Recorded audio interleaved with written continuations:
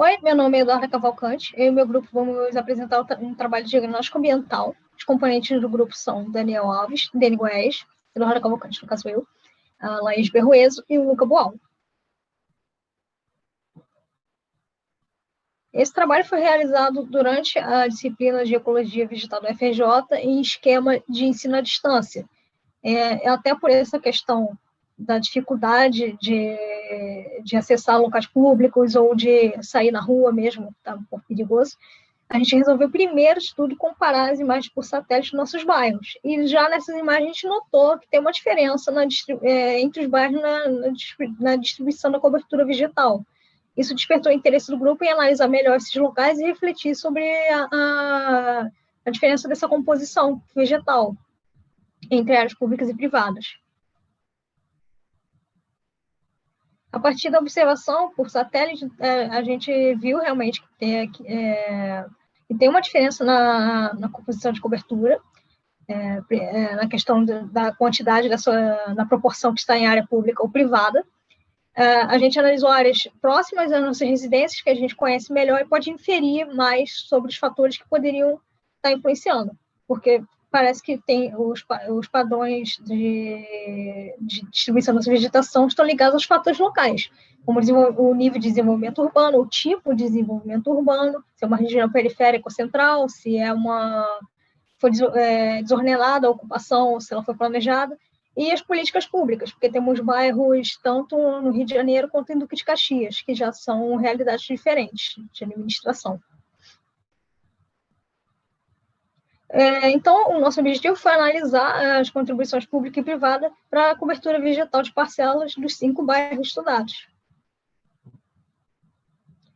A metodologia, então, foi a gente desenvolveu isso analisando fotos satélite de nossos bairros, no caso, os bairros do Leme, Maracanã, Tauá, no Rio de Janeiro, e Parque Fluminense e Vila Centenária, em Caxias. A gente, primeiramente, utilizou a ferramenta do Google Earth Pro, já vou explicar por quê, e a gente delimitou uma área quadrada de aproximadamente 15 hectares centralizada ao redor das nossas moradias para tentar padronizar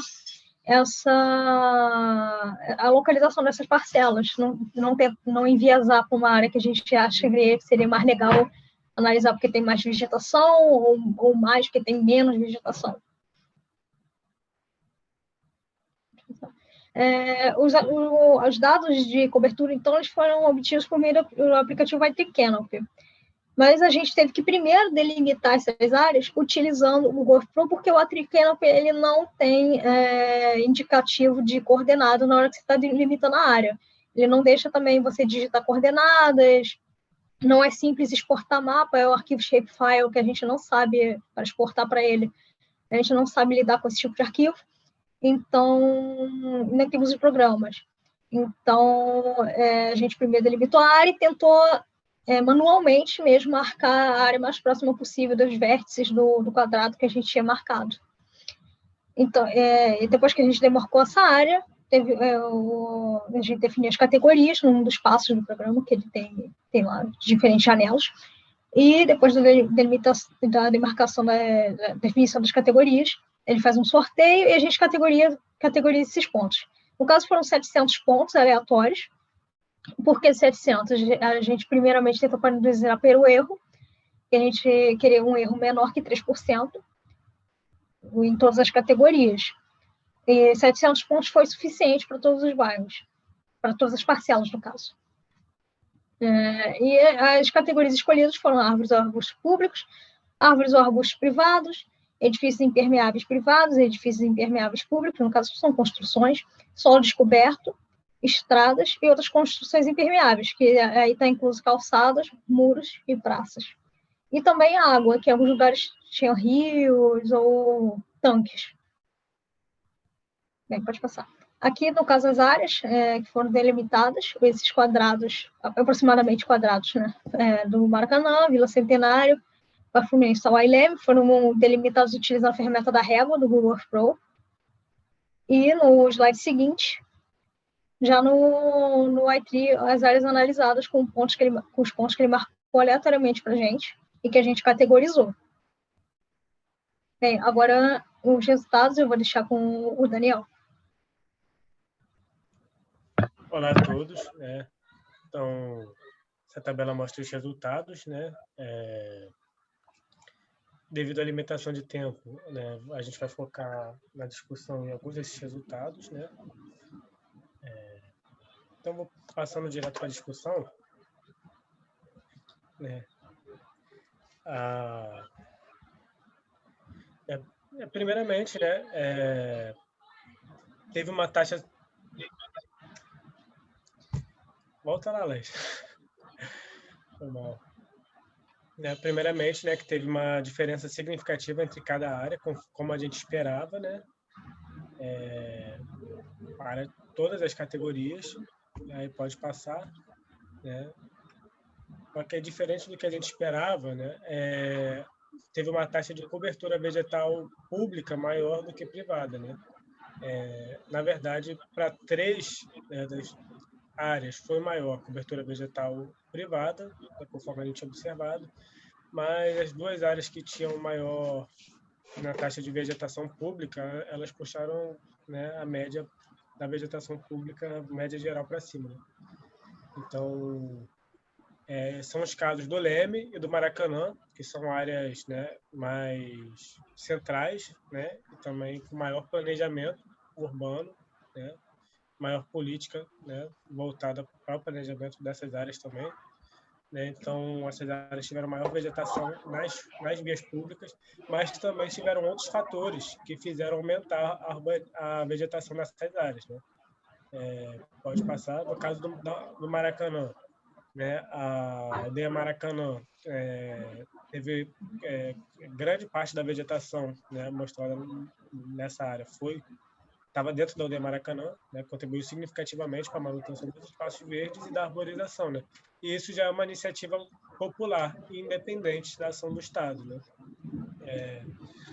De revegetação da área pelos próprios povos indígenas do local. Já no caso do Leme, né, foi devido à APA do Morro do Leme, né, que teve uma parcela dentro, né, da área mostrada, que contribuiu significativamente também para a cobertura de vegetação pública. Pode passar. Né, também foi verificado, né, nessas áreas, principalmente no Maracanã, né, grande quantidade de solos impermeáveis, né, de calçadas, principalmente grandes calçadas e pátios, né, áreas públicas impermeabilizadas, e outras de solos de coberto também que poderiam ter maior arborização, né, pública, né, maior manejo de arborização, né, e também foi verificado que na arborização feita pelo planejamento público, uma grande homogeneidade, né, dessa vegetação, né? Então, ruas inteiras com uma única espécie, né? E de forma contrária, quando o manejo da vegetação faz parte da cultura popular, né, como foi verificado na aldeia Maracanã e também no Parque Fluminense, onde os moradores, né, eles por conta própria, né, eles introduzem arborização nas calçadas, teve grande diversidade, né, de vegetação, né? Então, essa diferenciação que a gente conseguiu observar foi de forma qualitativa mesmo, né? Foi só na observação, a gente não usou nenhum padrão para medir, né? Devido à nossa limitação também tecnológica e de tempo. Pode passar. Nas áreas periféricas, né, que é na Vila Centenário, no Parque Fluminense e no Tauá, né, as áreas são predominantemente residenciais e com isso, né, também a vegetação foi majoritariamente privada mesmo, né? Os quintais contribuíram, né, para isso, né? E mesmo assim tinha taxas de arborização pública também nesses locais, só que muito inferiores, né? Aí pode passar. Nossa alimentação, eu já falei, foi tecnológica, né, devido ao aplicativo mesmo. Foi de tempo e de acesso a dados, né, principalmente em Caxias, que não tinha tantos dados como no Rio, né, de questões históricas. Né. Por isso que foi a maior parte da discussão foi em base da nossa observação do território. Pode passar. Então, concluindo, né, é importante destacar que esses resultados, né, eles não podem ser extrapolados para o bairro inteiro, né? Porque o bairro em si ele já é muito mais diverso do que as áreas, né, pegadas em cada localidade, e que a gente teve de modo geral, essa, essas grandes diferenças, né? Foi possível observar. Então a amostra também foi, né, boa também porque pegou essa diversidade de cada localidade, né? É só isso mesmo. Pode passar, eu espero que vocês pode passar. Eu espero que vocês tenham gostado.